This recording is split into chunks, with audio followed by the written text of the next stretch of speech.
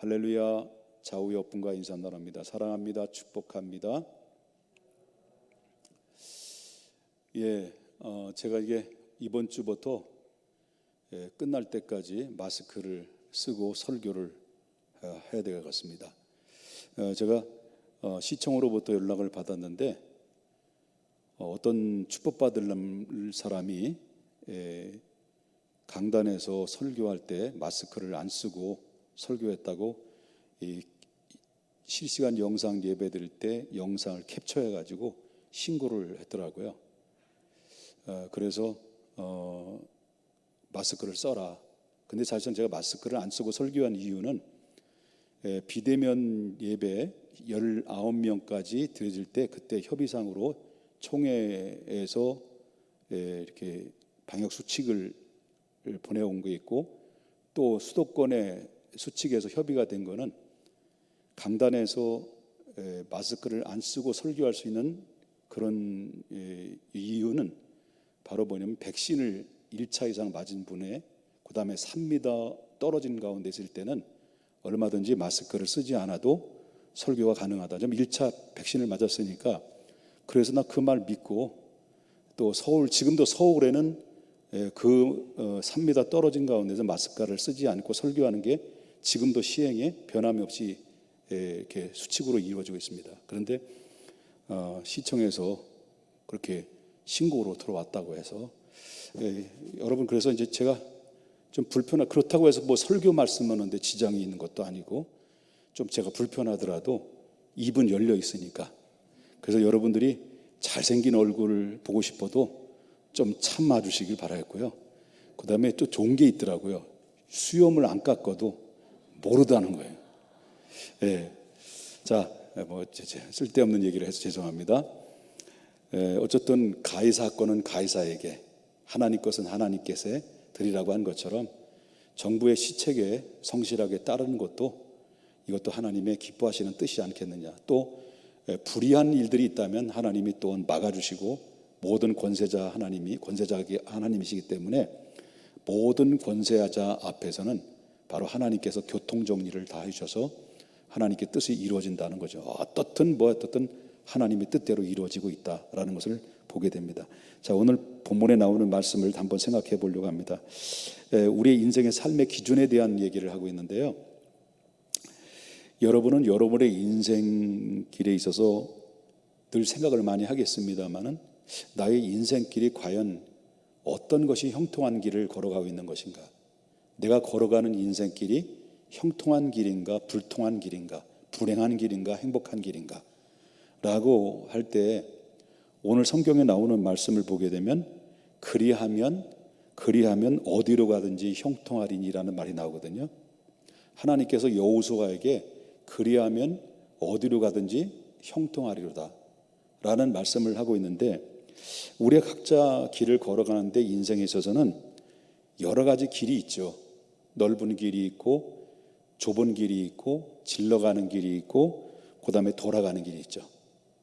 그런데 그 중에 어떤 길이 과연 우리가 가는 길에 형통한 길일까요? 넓은 길일까요? 아니면 지름길일까요? 그게 아니죠. 진정한 형통한 길이 뭐냐고 말한다면 내가 가려고 하는 목적지에 연결되는 그 길이 바로 형통한 길이라는 거예요. 우리 인생을 살아가면서 자주 겪고 있는 게 뭘까요? 내가 원하지 않는데, 내가 원치도 않는데 불구하고 그러나 예상치 않게 고난과 시련이 찾아오는 거죠. 그리고 또한 내가 전혀 경험해보지 못한 그런 어려운 일들을 겪게 되면서 사람들은 힘들어하고 숨이 막힐 것처럼 고통스러워하죠. 오늘 본문에 보게 되면 여호수아에게 대한 얘기거든요. 하나님이 여호수아를 불러요. 그런데 부르신 이유가 뭐냐면 40년 동안 이스라엘 백성들을 광야로 이끌어왔던 지도자 모세가 가나안 목전 앞에 그냥 하나님 앞에 부름받은 거예요. 죽은 거예요. 그러니까 지도자가 없어진 거죠. 여태까지 모든 백성들은 여호수아의 하나님의 대변인이었던 여호수아의 말씀을 따라서 그의 인도와 지도력을 따라서 저들은 40년 동안 그 길을 걸어온 거예요. 근데 가나안 목전이 다 앞에 보이는데 요단강도 건너면 바로 가나안인데 거기서 죽어버린 거예요.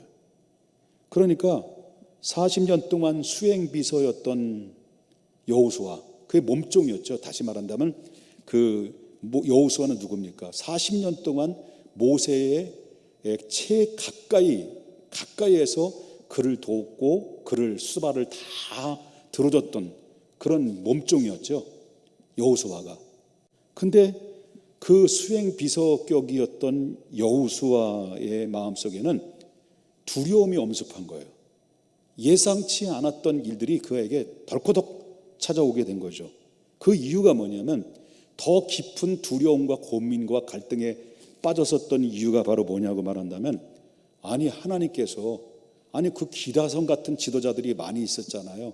아론도 있고 거기에 제사장들도 있고 장로들도 70인 장로들도 있고, 그 수많은 기라성 같은 제사장들이나 지도자들이나 장로들이 많은데 이 사람들을 다 제껴두고 네가 이스라엘 백성들을 이끌고 가나안 땅에 데려가라, 그에게 명령을 부는 거예요. 다시 말한다면 출애굽기의 말씀을 여러분이 설교에 들어서 알다시피 하나님께서 모세를 떨기나무 가운데 부르신 것처럼 똑같은 방법은 다르지만 성격이 똑같은 성격을 가지고 하나님께서 여호수아를 부른 거예요.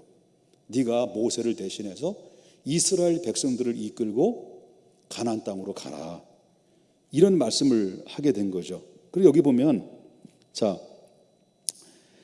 1장 1절을 보게 되면 1장 1절 봅시다. 1장 1절.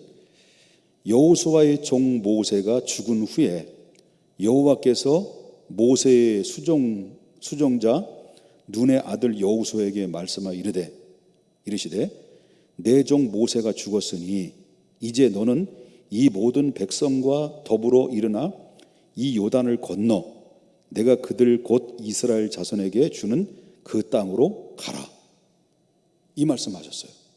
그러니까 이 말씀을 듣고 여호수아는 두려움에 빠진 거예요. 여호수아가 왜 두려웠을까요? 모세가 5번이나 부름받았을 때 하나님의 부름에 거절을 했었잖아요. 그 심정일 거예요.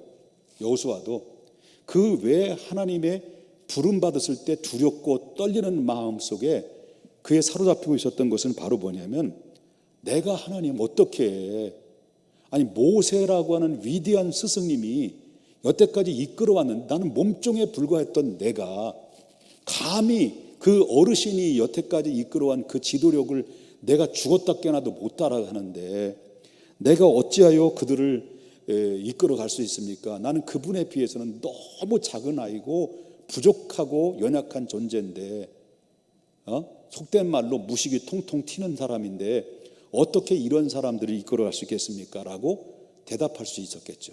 많고 많은 기라성 같은 바로 아론을 위시해서 제사장들 뿐만 아니라 70명의 장로들도 있는데 그분들 중에서 한번 뽑아서 그들을 이끌어 지도자로 세우면 좋은데 왜 나 같은 연약한 자를 세워서 나를 이끌어 주시냐, 나를 지도자로 세우시냐는 거죠. 이런 거로 인해서 마음이 덜커덕 부담이 그에게 찾아오게 된 거죠.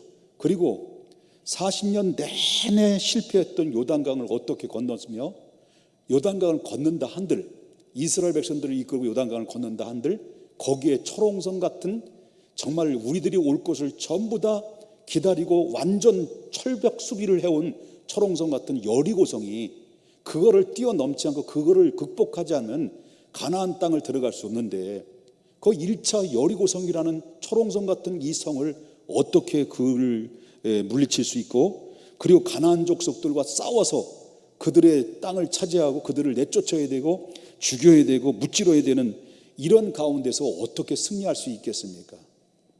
그래서 자기가 이 일에 해결할 수 있는 아무런 능력이 없다라고 이렇게 생각을 했기 때문에 그의 마음속에 근심과 걱정과 두려움이 찾아오게 된 거죠.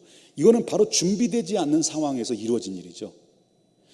여호수아는 자기가 지도자가 될 것이다라는 생각을 안 했던 거예요. 왜? 자기가 봐도 엄청난 사람들이 자기 말고도 아론과 그 이외의 장로들과 70인의 장로들 중에서 이런 사람들이 지도자가 나올 수 있을 거라고 생각했는데 자기에게 그 하나님이 부르심 받았다는 것을 볼 때마다 자기는 이 부분에 대해서 정말로 두려움에 사로잡히지 않을 수가 없었던 거죠. 하나님이 쓰시는 것은요, 외모를 보고 쓰시는 게 아니라는 거예요. 하나님이 중심을 보시고 쓰신다는 것을 다시 한번 말씀을 통해서 우리가 발견하게 되는 건데요. 그런데 두려움 속에 사로잡혀 있는 여호수아에게 그냥 하나님이 또 모세를 포기 안 하시는 것처럼 여호수아에게도 똑같이 하나님이 포기하지 않아요. 그래서 관도 그러면 다른 사람 쓰지 뭐 이렇게 말씀하실 텐데도 불구하고 하나님께서는 집요하게 여호수아를 설득을 하죠. 모세를 설득하는 것처럼 여호수아를 설득하는데 오늘 저와 여러분이 함께 읽었던 7절에 나오는 말씀 이렇게 설득을 하죠. 오직 뭐라는 거예요? 강하고 극히 담대하여 나의 종 모세가 내게 명령한 그 율법을 다 지켜 행하고 우로나 좌로나 치우치지 말라. 그리하면 어디로 가든지 어디 된다는 거예요. 내가 형통하도록 도와주겠다. 그런 약속의 말씀을 여호수아에게 한 거예요. 그리고 그 여호수아는 그 말씀을 듣고 비록 두려웠지만 주님의 말씀을 자꾸 한 번도 아니고 너는 강하고 담대하라는 말씀을 반복적으로 재차 그 말씀을 통해서 여호수아에게 하시니까 여호수아가 그 마음속의 두려움을 극복하게 되고 그 말씀을 의지하여서 서서히 두려움에서 극복하고 이제 하나님의 말씀 앞에 결단을 하는 단계까지 이르게 됐다라고 하는 것입니다. 그러면서 그가 결단하면서 생각한 게 뭘까요?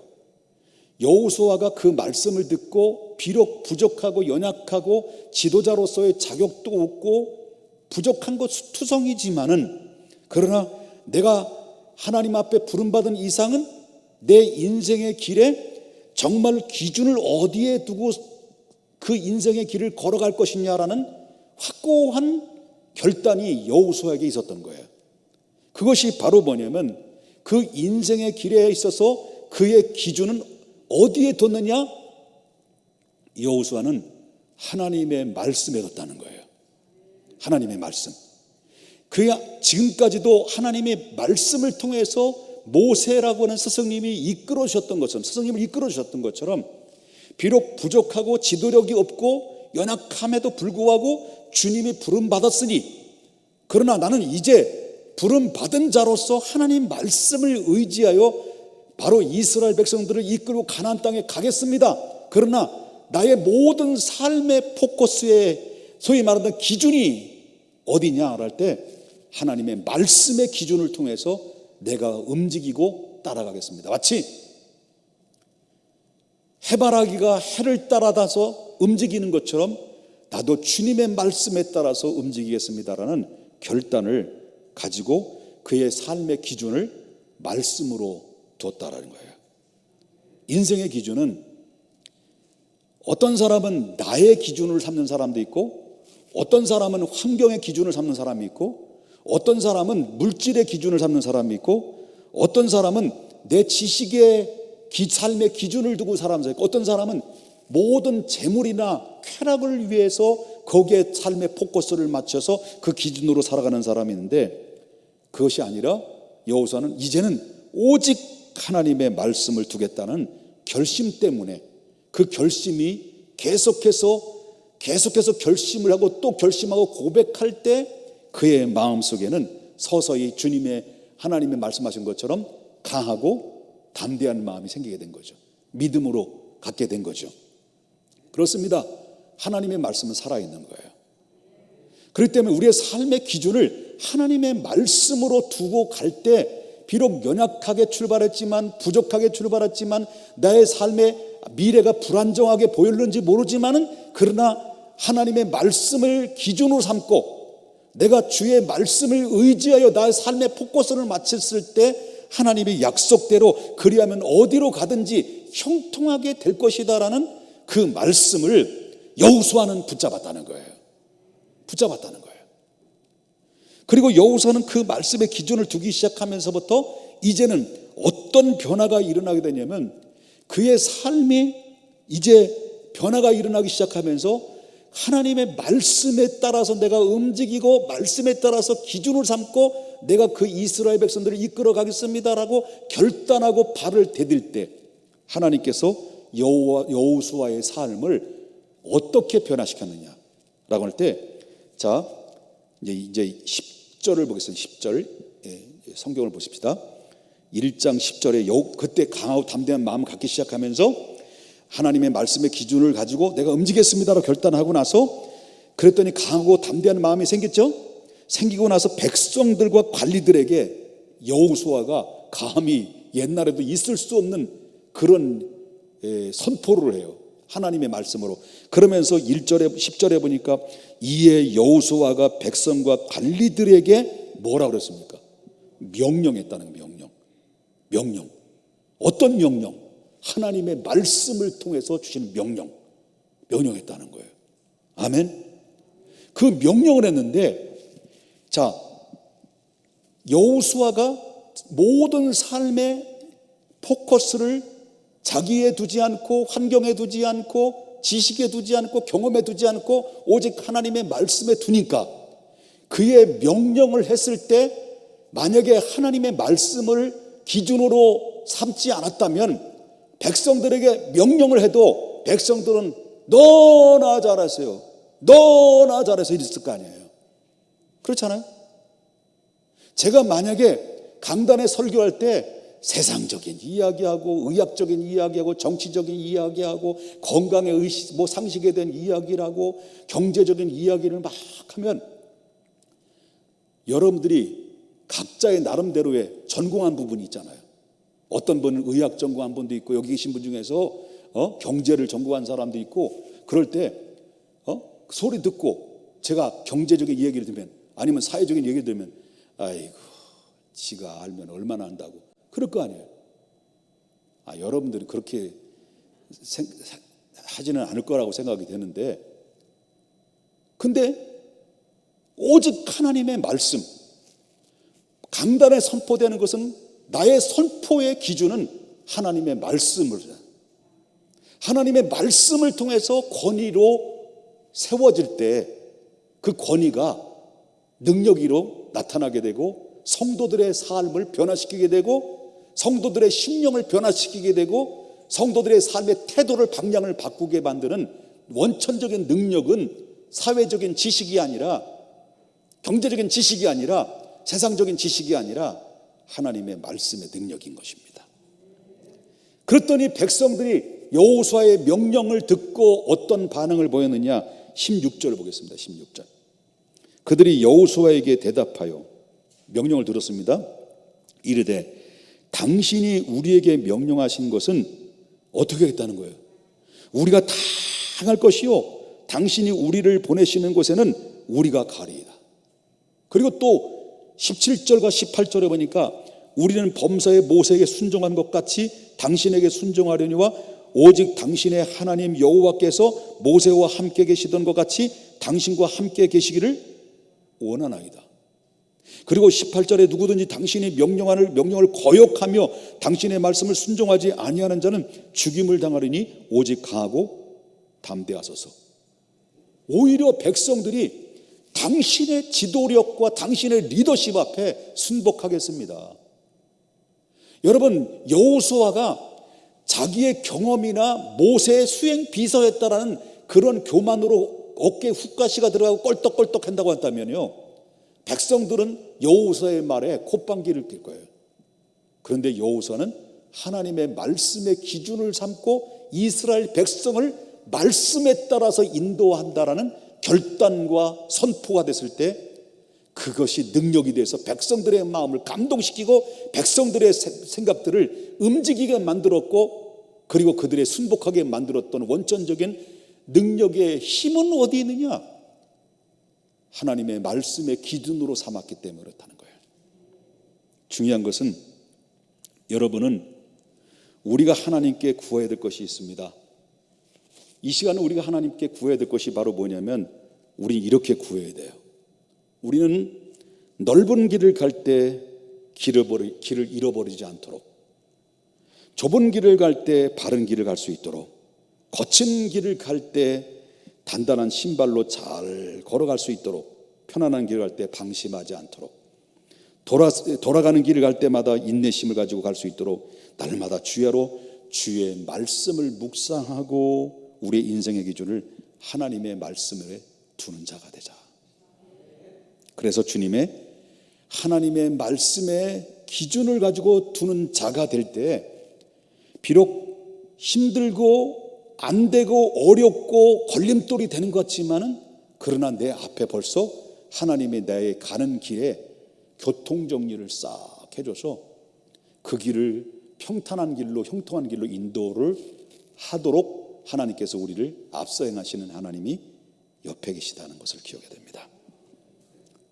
사랑하는 여러분, 어려움 속에 있을 때 환경을 보지 마십시다. 그리고 나를 보지 마십시다. 말씀의 기준 앞에 나를 세우시는 지혜가 있기 때문에 그 지혜의 길을 향해서 우리 하나님 앞에 한 발 한 발 딛고 나가야 될 줄 믿습니다. 거룩하신 하나님 아버지, 지금 동시간에 청년들 제1청년국과 제2청년국이 하나님 아버지여 온라인 수련회를 개최하는 중에 있습니다. 지금 그 현장에도 우리 주님께서 함께 해 주셔서 아버지 하나님의 성령께서 그들을 붙들어 주시고 강력한 손길로 인해서 저들을 하나님 주님을 만나고 또한 비전에 대해서 다시 한번 꿈틀거리며 잠든 영혼이 깨어나는 귀한 시간들이 될 수 있도록 인도해 주시옵소서. 특별히 하나님 오늘 청년들 저녁에 간식으로 오미경 집사님과 이재현 집사님 네 분이 헌신을 담아 아버지 하나님 청년들을 섬겼습니다. 이 아름다운 섬김이 천국에서 해같이 빛나게 해주시고 그의 가정과 자녀들도 청년들인데 하나님 아버지와 꿈을 꾸게 해주시고 주님을 만나는 놀라운 기적 같은 역사가 일어나게 하여 주시옵소서. 오늘 기도할 때 기도의 능력의 역사가 나타나게 해주시고 하늘의 응답으로 충만케 해주시고 강하고 담대하게 이 어려움을 극복할 수 있는 지혜와 명철은 오직 하나님의 말씀을 붙드는 데 나타나는 줄 믿사오니 나의 마음의 묵상이 주께 연락되기를 원하나이다. 주님, 우리의 우둔한 머리를 열어 주의 귀한 법을 보게 해주시고 정직한 영으로 새롭게 만들어 주시며 경건의 모양만 갖춘 것이 아니라 경건의 능력을 소유하는 아버지 제2의 여호수아와 같은 하나님의 사람들이 될 수 있도록 인도해 주시옵소서. 예수님의 이름으로 기도 올리옵나이다. 아멘.